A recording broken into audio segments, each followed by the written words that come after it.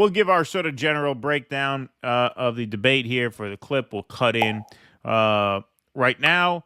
I thought generally somewhat of a tie in terms of movement of the polls. I think if you're the Kamala campaign, you come out of this happier than if you're the Trump campaign because there was more at stake for her. You know, she's never done a presidential debate. She's never been one-on-one against Trump. She's not typically very good on the mic. You could have had a few of those word salads that just made for embarrassing video. I mean, she wasn't going to melt down the way Biden was because he just can't do it anymore. Right. But there were pitfalls that she avoided. She came off as a pro. She came off as someone who knew what she was talking about. She didn't give short answers and let the time remain on the clock. She filled the time. Right. She filled the space.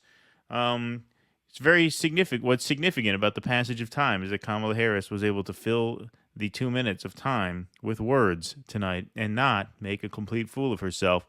So that was a win. I thought Trump started out pretty good, pretty composed. It was like, oh, he's on. I noticed a big shift in his temperament when she gave him that line about how the audience is walking out on his definitely rallies. triggered him. That triggered him. And that triggered him, and it changed his demeanor the entire rest of the time. He never really recovered. It wasn't horrible. I'm not going to say he melted down, but it definitely he was standing up straight, was breathing slowly, he had a rhythm about himself. He seemed sure of what he was going to say.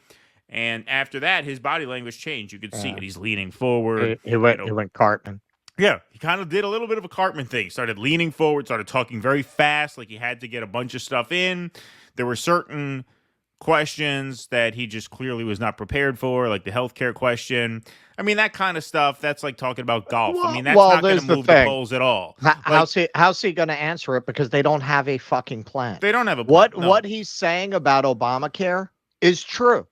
It is true.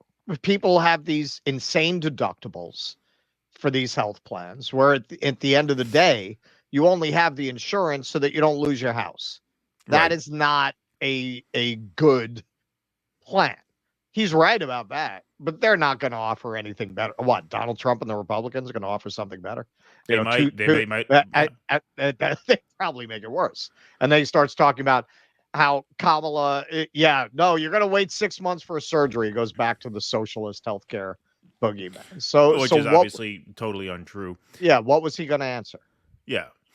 So I mean, that's an issue where he was unprepared. Now we could talk about this as politics nerds. That question moves the needle not at all. That question makes no difference. There's only a few opportunities you have over the course of one of these debates to really make a difference in terms of moving a sizable number of voters. And what I do think was significant about the the Haitians in Ohio eating dogs, that whole, insane statement. What was significant about that is immigration. Somebody in the chat said Gray Zone did something on it where they confirmed that it's real. Now, okay. I don't know. That's just somebody said that in the chat. All right. Well, we will take a look at that. But from what I've heard, that is not in fact real. But what I think, regardless, made that a costly answer is because immigration is one of his opportunities to put points on the board and have a moment. And you kind of give that up when you jump the shark like that and say something that's just so funny. Even if it is real, and I don't know. I mean, someone's saying in the chat, but even if it is real, there's certainly a more intelligent way to frame that issue that appeals to far more people than a story about Haitian immigrants in Ohio eating dogs. And so I think I think it appeals to more people. This is always the mistake people make with Trump. Those moments appeal to more people than a lot of people realize. That's not a bug. In a lot of ways, it's a feature. Yeah, it turns a lot of people off, but it makes a lot of people who wouldn't vote for somebody who didn't say shit like that show up to vote. That is really, in a nutshell, how he won in 2016. Yeah, but 2016... he said all this shit that they thought was a campaign ending, but it brought all these people out of these areas. That was why I had a 50-50 prediction on 2016. I said, look, if he's right, if their theory of the case is right, that there were all these infrequent voters who are going to come out of the rural areas and show up to vote for the first time or very rarely, because of Trump's everything they hate about him is going to make these people vote, he'll win. He'll win by a very narrow margin, but he'll win. And that's what happened. So I think whenever he says stuff like that, I mean, that's what it comes down to. How many of those people that really turns on show up to vote? Yeah, but why is Trump 0-4 in national elections since 2016? He has not won a national race since then. He's lost. He lost in 2018. He lost in 2020. I mean, really 2020, lost. we agree it was, COVID. Well, sure, but he lost in 2022. I mean, the Republicans won the House, but his candidates. Roe v. Wade, man. Roe v. Wade, and that could. It wasn't just Roe v. Wade. His candidates shit the bed. His candidates. I mean, Herschel too. Walker, yeah. Dr. Sure. Oz. I mean, yeah, just that's not ridiculous. that's not him. That's not him.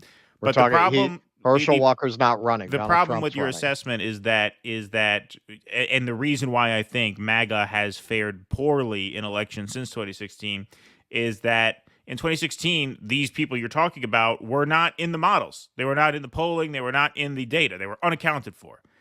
Now they're in the models. They're in the numbers. You're starting to see them reflected more in polling. And so I think it's not that they don't exist. It's that they represent less of an X factor. I mean, they represent less of an X factor. I don't know, man. Infamously, they like to troll pollsters. Like not to tell, enough. oh yeah, that's not a significant vote for Kamala.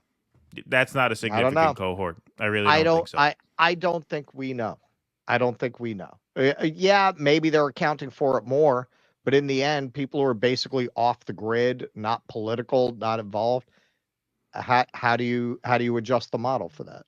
Like what do? You can't be like, well, we estimate this many. They don't do polls that way. Yeah, but if you're talking about off the grid, I mean, now you're talking about a very small number of people. I don't mean off the grid literally. No, I know. Like they're not very plugged in.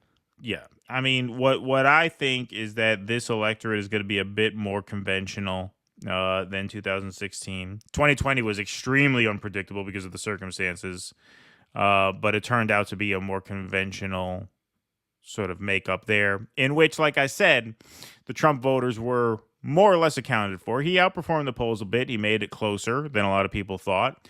And in a close race where he's, liable to outperform the polls, he's the favorite. I mean, I don't think you could say he's not the favorite. I mean, Nate Silver just did a thing where now he's saying he's a 63% favorite. So I think he's definitely the favorite. And I don't think this changes that, but it does get Kamala over a major hurdle. Sure. She'll raise money off of this. Whether there will be future debates, I'm not sure. But this keeps her in the game. It's a very, very close race. I don't think this changed all that much. But the other thing about this, I will say, is that Kamala's messaging is targeted to a very narrow slice of undecided moderates. And I think the real question here is, does the electorate look more like 2016 or more like 2022? That's the question. Right. Because in 2022, the normies came out in droves, and because of Roe v. Wade, the moderate normies flooded the ballot box for Dems, and they even fared a little better than they usually do in rural areas because of that issue. Right. If that happens, could definitely happen again. If that's the electorate, then this strategy will have paid off. And by this strategy, I mean this overall campaign strategy as reflected in this debate on her part. Because answer after answer after answer, appealing to the goodness and the decency and the niceness of the country, that hits their sweet spot. That hits the sweet spot of a very, very, very tiny percentage of the population who could very well swing it in places like Pennsylvania and Wisconsin and Arizona. That's the gamble that they're making. Trump is more or less doubling down on what he does. It was a pretty predictable debate in that way. Like I thought, she really just leaned into, I'm the norms and guardrails person. If we're going to continue to delude ourselves about how great a country we are and pretend that a return to normalcy is really what we need, then that's what she's going with. What makes that tough to sell is that you're the incumbent, which brings us to another point. Joe Biden, completely. I mean, she gave him nothing. She didn't even give him half a sentence of, it's been an honor to serve under Joe Biden. Nothing. Zero. No positive. Nothing at all positive to say about Joe Biden. Yeah, Yeah. her whole performance was so scripted and so planned. Yeah. There's nothing there that was spontaneous. Like they decided Joe Biden is a deeply unpopular incumbent, and at this point, he doesn't even know he's president. We have to not talk about him. We have to pretend he doesn't exist. We have to throw all the focus onto you, this unknown quantity that people can project their little hopes and dreams onto and their joy vibes and all that shit. We can't connect you to Joe Biden. Um, but and this is again where, and I think we agree on this, advantage Trump. And this is why I think some of the things he says, like going raging about inflation, it plays, man, because this is what people identify with that. I think in some ways she has the Hillary problem, where the Democrats, ironically, and this is part of why their convention looked like a Bush convention from the 2000s, because they've become that party. So if you're that party, America, the response is America's great. Stop down talking America. And Trump, the secret sauce for him, has always been speaking for the fact that we're in a gilded age level of wealth inequality. People are very frustrated. They're very angry, and he's speaking to it in a way that the Democrats, because they have become the party of the elite classes, they can't speak to it. That would be anathema to their entire brand at this point. You want to talk about not appealing to those normie moderates? They start talking class war. They start talking about. Do you hear a word about Wall Street, the bankers, anything like that? Well, They obviously, no. they can't go there. They can't go there. So what's your response? America's already great. I mean, that was essentially what you said. But we're going to do this. We're going to throw some crumbs to the peasants. We're going to have these little policy adjustments. But things aren't that bad. But they are bad. They are bad. When he starts talking about how certain things have gone up 60, 70, 80%, that's fucking true. That's true. Like there are things that have gone up 60, 70, 80%. When I go to the supermarket, because I've been getting meal kits for years and years and years and years. So I don't usually go and buy dinner stuff from the store. But when I do, I am shocked at how much a steak costs now, at how Oh, much yeah. chicken cutlets cost now. Because I don't usually buy those things, but I used to. And when I used to buy them, they were literally, and you're not talking that long ago, you're talking 5, 6 years ago. They were literally like half what they cost now, if not even less than that. So that's speaking to more people than these elite classes represent, but they vote in higher proportions. And that was always the math with Trump. He would get some of these people who don't vote to vote, and that flipped it in just the right places. So that's the whole question. Can he do that again to a degree that outweighs the Roe v. Wade effect, which, as we've seen in 2 elections, is very considerable? Yes. Yes. And I thought that they should have given that more time. I thought they there was really very little on inflation. Very little. And I think, part of that is that is an issue that disproportionately affects working class people. The Right, PMCs, who right, generally these are catered for. It's right, very coded in that way. Inflation is something they'd rather not deal with, but it's not a make or break thing. There's very right, little mention of that. I mean, at the right. top, and that was it. The one question at the Mhm. very top, and that was really it. So I thought it would have been to Trump's advantage to get more in on that, because it kind of disappeared from the debate very early on. But yeah, no, you're right. I mean, on that question, he was certainly good, and obviously that was before she kind of threw him a little bit off with the crowd size thing and the people leaving during the Mhm. rallies. Um, so yeah, that's the general take. And the one thing we didn't really talk about much, she pretty much skewered him on the abortion question. Oh, I she mean, did. she pretty She much absolutely took him did. apart. How could she not? How Yeah, could she not? They and have that's no big. good answer on that. Yeah. And that's big. I mean, that is an issue that has legs. There's no question. It's not like one of these issues where you're like, yeah, I I mean, mean, pets Trump. pets have legs too. That's true. Pets have legs too. Yes, 4 legs.